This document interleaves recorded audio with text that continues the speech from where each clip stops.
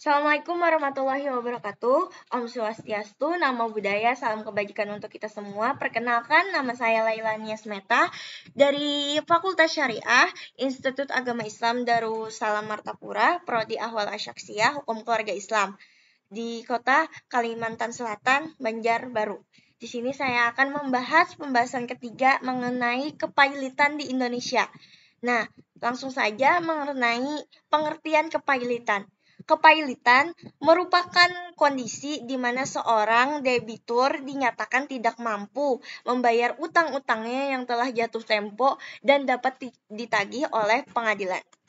Nah, kepailitan ini bertujuan untuk melindungi kepentingan kreditor dan debitur serta menjaga stabilitas sistem ekonomi yang mengatur penyelesaian utang secara adil dan transparan.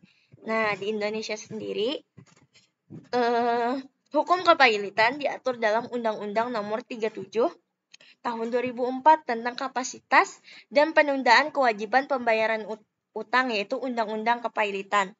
Dasar hukum utama tadi mengatur kepailitan di Indonesia yaitu Undang-Undang Kepailitan. Undang-undang ini mengatur prosedur dan mekanisme pengajuan permohonan pailit. Nah, dalam proses penyelesaian ini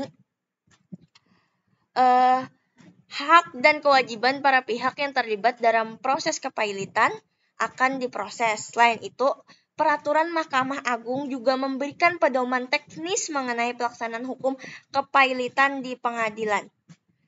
Kemudian kita masuk ke dalam proses pengajuan kepailitan. Yang pertama, dalam proses pengajuan kepailitan itu adalah permohonan pailit. Permohonan pailit dapat diajukan oleh debitor atau kreditor Bank Indonesia dalam kurung ini untuk bank. Kemudian dalam otoritas jasa keuangan. Nah, dalam hal ini untuk perusahaan asuransi, resuransi, dan dana pensiun, dan dapat juga BUMN yang bergerak di bidang kepentingan publik. Kemudian di sini permohonan pailit juga dapat diajukan oleh Jaksa Agung. Nah, ini untuk kepentingan umum. Permohonan diajukan ke pengadilan niaga yang berwenang. Kedua, yaitu syarat kepailitan.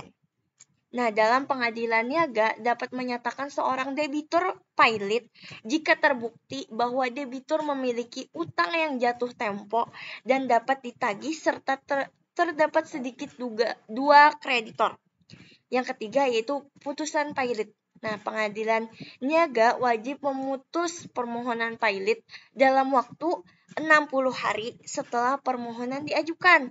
Jika permohonan dikabulkan, pengadilan akan mengangkat kurator untuk mengurus dan membereskan harta pailit tersebut.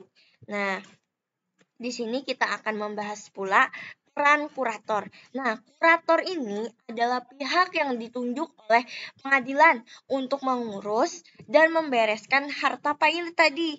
Kurator bertanggung jawab untuk menginventarisasi dan mengelola aset debitor, melaksanakan penjualan aset, dan membagi hasil penjualan kepada kreditor sesuai dengan urutan prioritas yang ditetapkan oleh undang-undang.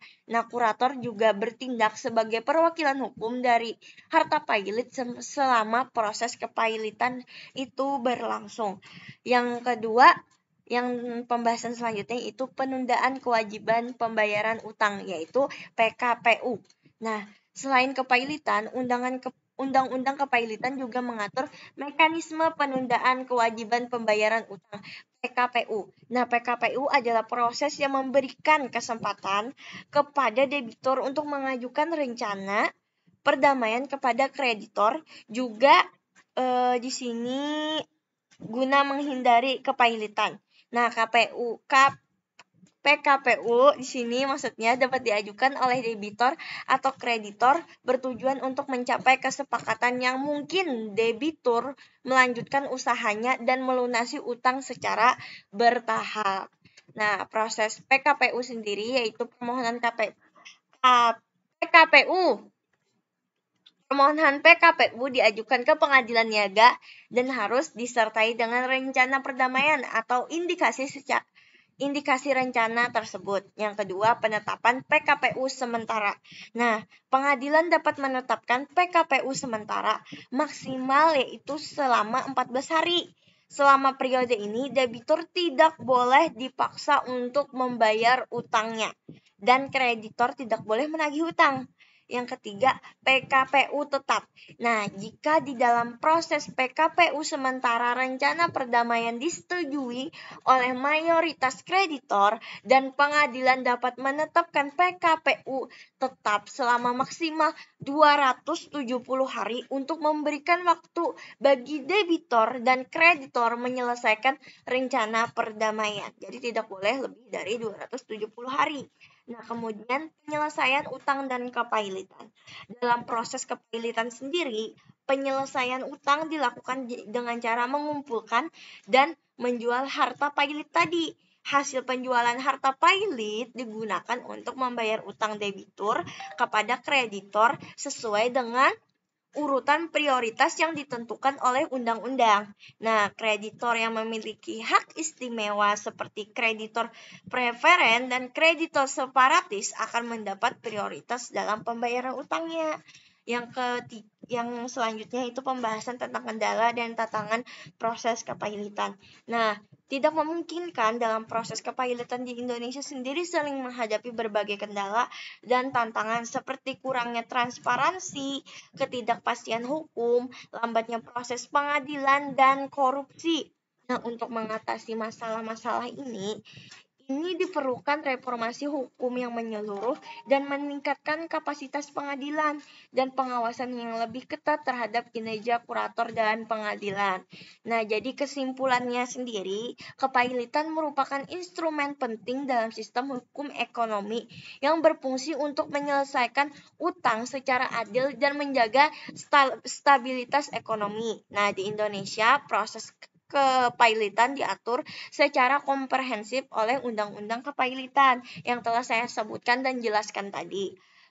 Meskipun demikian, masih terdapat berbagai tantangan dalam pelaksanaan hukum kepailitan yang memerlukan perhatian dan perbaikan terus-menerus untuk meningkatkan efektivitas dan efisiensi dalam proses kepailitan dan gugatan kepailitan tersebut. Mungkin itu saja pembahasan dari saya. Sekian dan terima kasih. Assalamualaikum warahmatullahi wabarakatuh.